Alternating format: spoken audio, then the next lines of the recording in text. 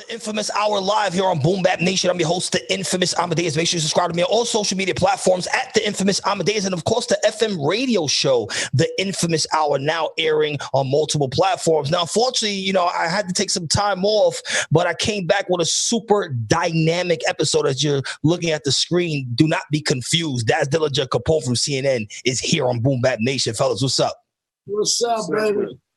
Fellas, on paper, this makes so much sense, obviously. So much time has passed, thinking where we were 25 years ago. But for you guys, why does this union make sense on wax and friendship and what you guys are doing together? Hip-hop, man, just keeping it going, stretching it out, taking it to the next level of life.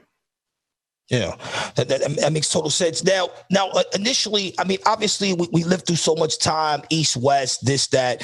But in reality, was there really an East-West situation? Looking back at it now, obviously, we didn't have social media back then, but a lot of guys for the Death Row side were actually from the East Coast. And it kind of seemed like it was one person against one person. But what was that really a thing, or was that more media-driven? It was more media-driven. Everybody that's in the hip-hop, you know what I'm saying, they knew what it was and know how it is. And, we here now, you know what I'm saying, to let you know that it wasn't shit. It wasn't about shit. The media controlled the narrative of that whole situation, man. Mm-hmm. And the only people that got hurt in the long run was us. All we got to do is see who trademarked it, East Coast, West Coast beef. Yeah, like literally, right? Yeah. So LA, New York, two classic records, two super battle records. There was some time in between the records being released. It was a few months, although the LA record was on the War Report, which came out in '97. Paul, why was there such a gap in between releasing the records and the initial response? Because we couldn't clear that sample. You know what I'm saying? We couldn't clear the sample. So when we was trying to get the record out, we couldn't clear the sample. So we was forced to go with the Marley Marl remix. So that's why it took so long to come out. And then when it came out, as you hear, it's the Marley Marl remix is the record that's actually on the album, the record that we actually went with. Yeah, we declined. We didn't clear it. You didn't clear it, you motherfucker. This nigga telling me this shit now. Years later, was it a real problem to clear samples at that time? Most records were sampled from drum loops to... like Death Row, they owned the records. So it was like... It was in-house for them, but for us, it was our house. We had to go outsource and get things cleared, and unfortunately, we didn't have the paper. We wasn't on a label at the time. That actually got us out there. Yeah. Upon to piggyback off that, one of my favorite albums of all time is The War Report. I thought it was a super organic album. The way it was put together, the production. What was it like recording that? Especially, in the height of the Queensbridge come up. Queensbridge is so respected with the amount of MCs that came up there, you being in the forefront. What was the recording process like for that project? The process was crazy because it's not like we had a super budget. So, we was experiencing the studio life, and we was just meeting people on the come up. Like we met Premier like, yo, I'm letting y'all rock at D&D, man. Come on, I like y'all sound. You know what I'm saying? Unfortunately, he didn't make the War Report, but he gave us that love. We was making a War Report on a slim budget. You know what I mean? And we had fun. We had fun having no money going to the studio because I stopped selling drugs at the time to do this. So we had no money sometimes going to the studio, and we would hop out the cab, run around the block, and, it was just fun times, you know what I mean? And then just meeting great producers like Shaheed Myrick, like Buck Wild, like Lord Finesse. And these are just people that, as I'm coming up in the game, I'm looking at them as dope, the dope producers. And I got to work with them, Easy LP, the list goes on. And unfortunately, I wasn't home for the promotion and the hype of the album, but I was grateful that I had a chance to give my input to do what I had to do for the album because it was a dope time in my life, even though I was going through mad shit, lost my mother, got shot, was paralyzed, was all types of shit making that fucking album, but it was fun. Yeah. And speaking of amazing time, Daz, you were in the forefront of in the emergence of a super dope West Coast artist by the name of Snoop Dogg, and Dogg Pound was right there. The Doggy Style album was simply amazing. My favorite record on the album is Doggy Dog World with the Dramatics, super dope vibe. Now, so the sample, was that actually from the Dramatics, and you guys actually decided to put them on the record to kind of get the feel of what you guys are trying to portray to the public? The sample came from Richard Dimplefield. Mm-hmm. Crazy mixed up world. It's a doggy dog world.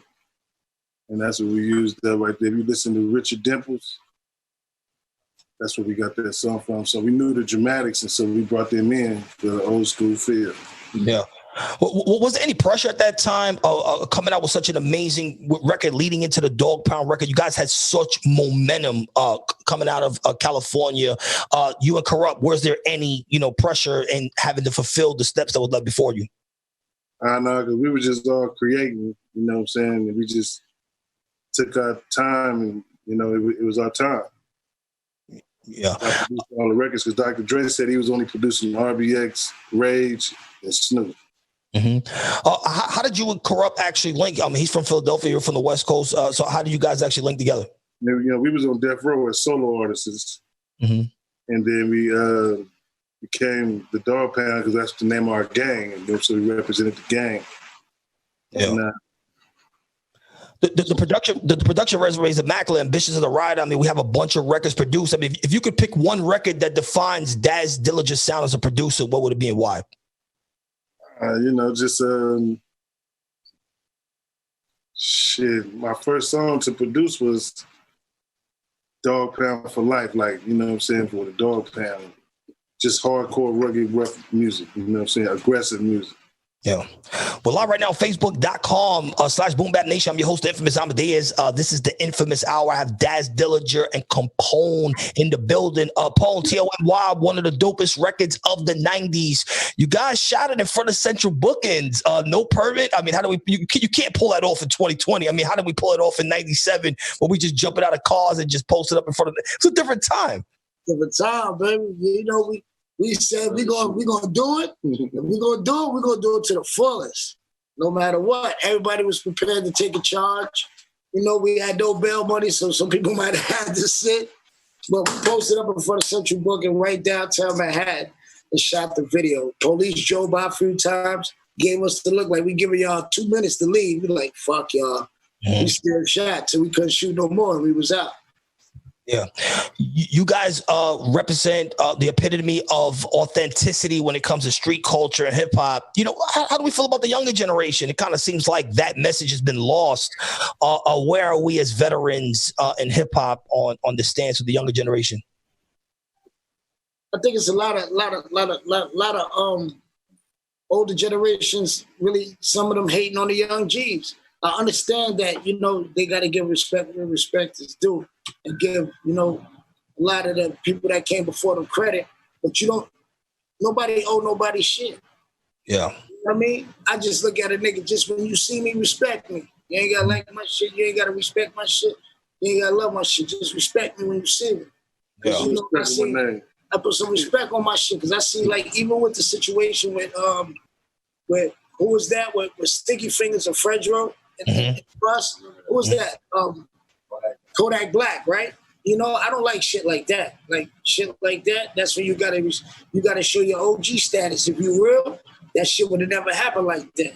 If you're not, then maybe things like that can happen. I don't know. But at the end of the day, that should have never happened on this side. Yeah. A super respectable Daz, looking at this moment in front of us here at Boom Bap Nation 25 years ago, I don't think anyone would imagine this. What was the decision for you and Pone to actually unite and put together this project? And did you guys have a relationship previously, or has it developed throughout the years? All together it developed throughout the years, which is now, you know what I'm saying? And one song led to 5 led to 10. 15, 20, 25, 30. 35, 40, 45, 50. Yeah. what sound are we getting on this album?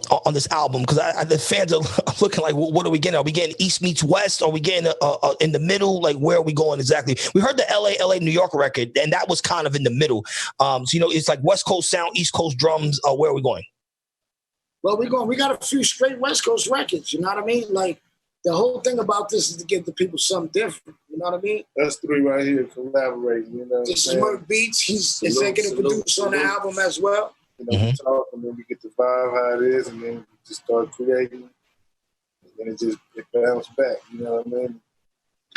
You know what I'm saying? We came up with a great chemistry for 3 different people from 3 different worlds. You say that G shit, boom bap? Oh yeah. Boom bap meets the G shit. Exactly. Boom bap meets the G shit. Merc, so we have 2 legendary artists on each side. Capone, super elite lyricist. Daz is also a dope lyricist and a producer. What is the mind frame when creating records for these guys? You answer that, man. Asking you, yeah. Man, it's the energy is definitely incredible, man. You can, he can leave parts open. He pick up on from the other side of the, West Coast and we on the East, but it's just good vibes, man. I think it's definitely an East meets West fusion, just like on LA, New York. He sent me the vocals, you know what I mean? I cooked up some East Coast type drums, sent it back to him. He laced it with that West Coast vibe, you know what I mean? And I feel like that really kind of set the tone right there. Yeah. Do you find difficulty mashing the sounds together? I mean, they are very similar. It's just, different instrumentation. But did you find any difficulty in producing the project? No, it was all organic, all natural. Me and Capone, we was already in going crazy. You know what I mean? So we got catalog, the stuff. So yeah. Organic, natural, good vibes, you know what I mean? Yeah. Across when you hear it. Yeah, it's super dope. Pone, as you mentioned earlier, during the War Report, obviously you were in trouble and you missed some good times. I remember the Closer video, you not being in it. Difficulty in balancing street and hip hop, because sometimes it's hard to draw the line. You become this hip hop star, but you're still stuck in the streets. Where does the line get drawn exactly, in your opinion? Let me tell you something. The real niggas is trying to get out the street. Fake niggas want to act like they in the street when they get money.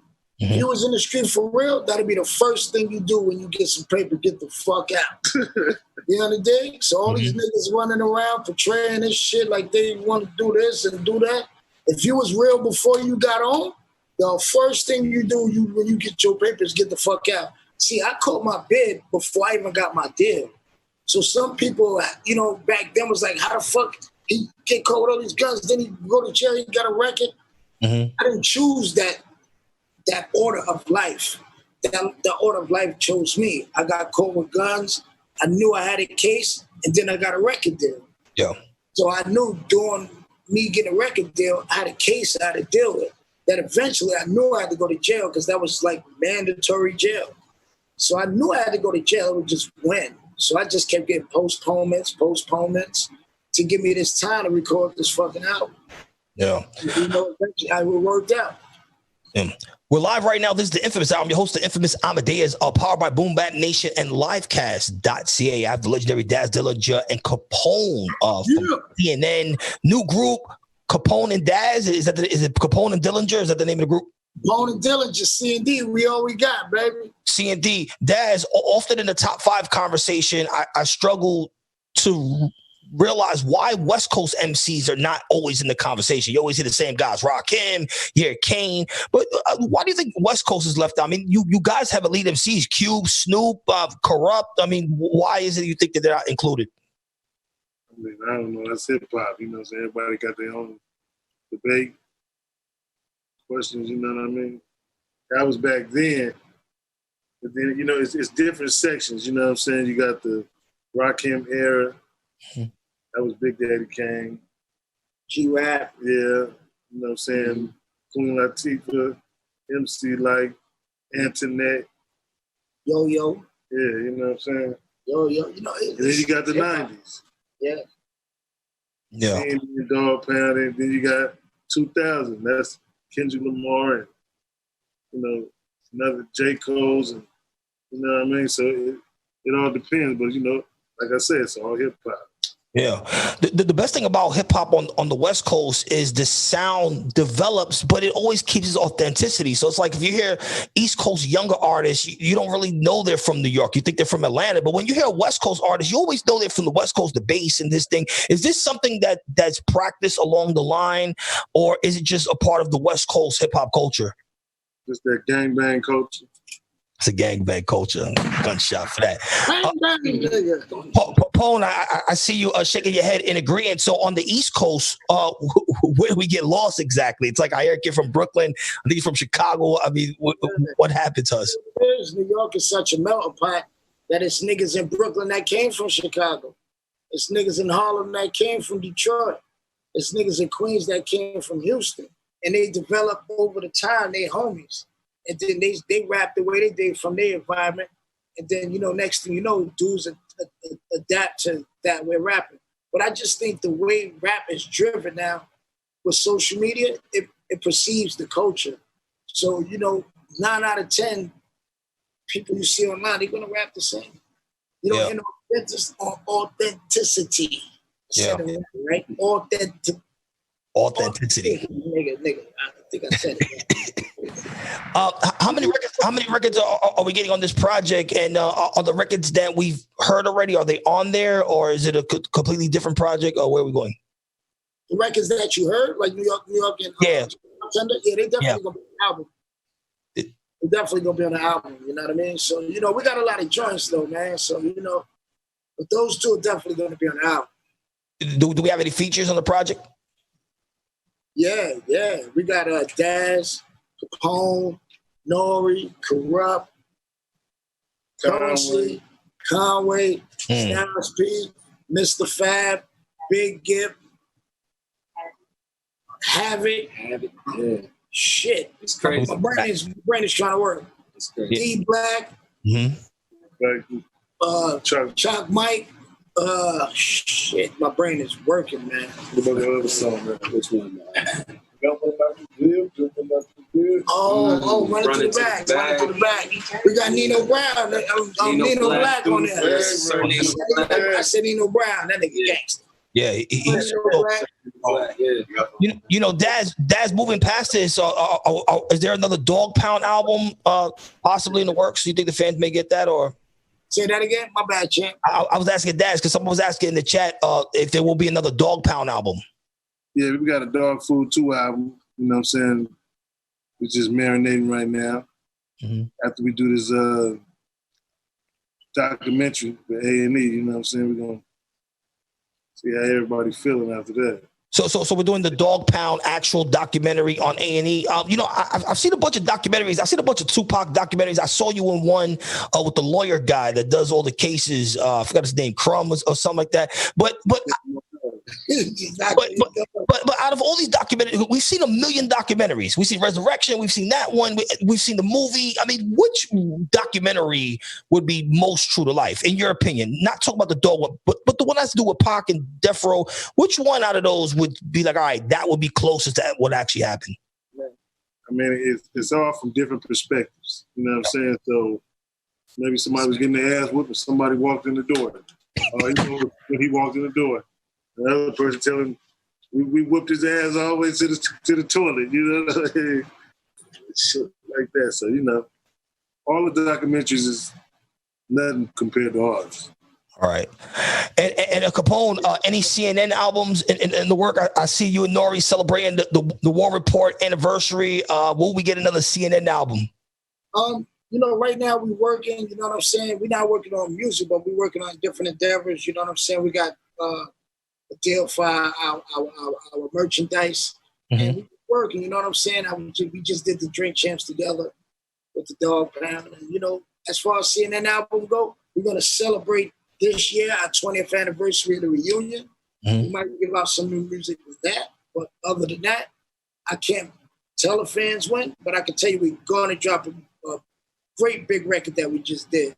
And I just don't want to say when because I'm concentrating on C&D right now. I'm concentrating on Smart Thug. I'm concentrating on Me and Lot. I'm concentrating on everything me and Merc got to do.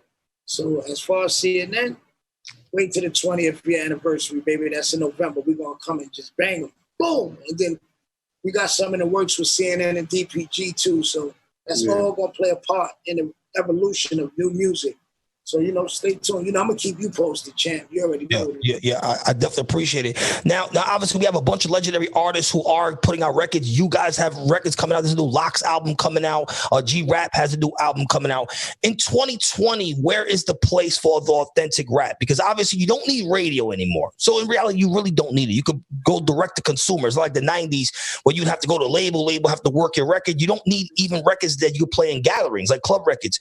So where is the real lyrical base in 2020 in both your opinions? You said just to be now. What I said the other day, right?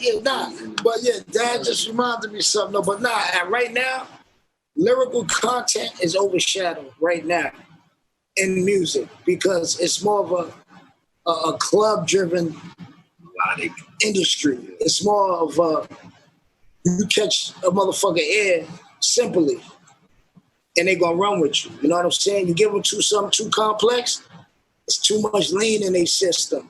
Yeah. Too many bricks in their system. Too many Xannies in their system. They can't even comprehend half the shit you saying regularly. So they definitely can't comprehend no lyrical nigga shit like coming like Nas and G-Rap and Pone and Daz and Corrupt. You can't take this era and give them lyrics because they only gonna go like this. And you heard that line? Then they gonna be like, huh? Yeah. It's almost like too complicated. It's slow bop these days, like bro, man. Mm-hmm. It's be like this, you know what I'm saying? But it's all beats right now. You know what I mean? Daz, for the production side, so we're dealing with a pandemic, obviously. We're dealing with social injustice. We're dealing with all these different things. Are artists making a mistake by not making more relevant music in a sense where it's like, all right, they're still concentrating on the turn up when the turn up is eliminated? Is hip hop making a mistake, and do you think it'll cost us long term? I mean, right now it's like, shit, they still turning up while they tearing it up. You know what I mean? They still doing what they doing, and on the side, if it come their way, then they gonna handle it. But it's nothing stopping the party. Yes, the party's still going. Doesn't matter. You know what I mean? Still going. DJ in the back got his shit plugged up. You know what I mean? The party is not stopping. While he's looting, you got the What's the shot? Center better watch the fuck out. Yeah. Fellas, final question. When it's all said and done, what do you want the legacy of your separate entities and the legacy of this union being together moving forward?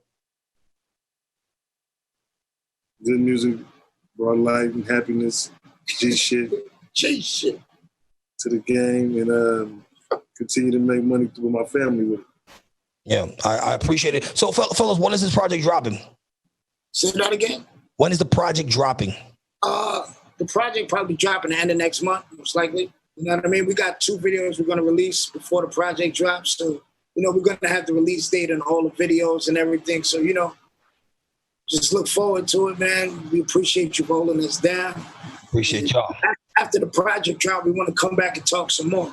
Absolutely. Let's do it. Of course, I'm your host, the Infamous Amadeuz. This is the Inphamus Hour live here on Boom Bap Nation Roku. Shout out to the fans in the chat right now.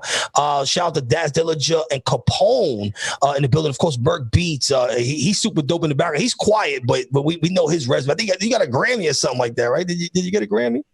Yeah, nominated. Listen, guys are lucky to even get nominated. All right, round of applause for you. Salute. Wait till y'all hear this stuff. All right, that's super dope. Once again, I'm your host, the Infamous Amadeuz. Boom Bap Nation Live, the Infamous Amadeuz. I'm here on Facebook.com/Boom Bap Nation Roku every single Thursday at 9 p.m. And of course, SiriusXm Shade 45, the Lord See Us special, every single Thursday at 3 p.m. Next week, we have Busy Bone and Drag On from Rough Riders here on Facebook. So tune in, ask the questions in the chat. And you can watch the past episodes with Onyx and Cool G Rap and the guys that we brought here to Facebook on my page on iHeartRadio /The Infamous Hour. Until next time, peace and blessings. And most importantly, stay COVID-19 free. We're out of here.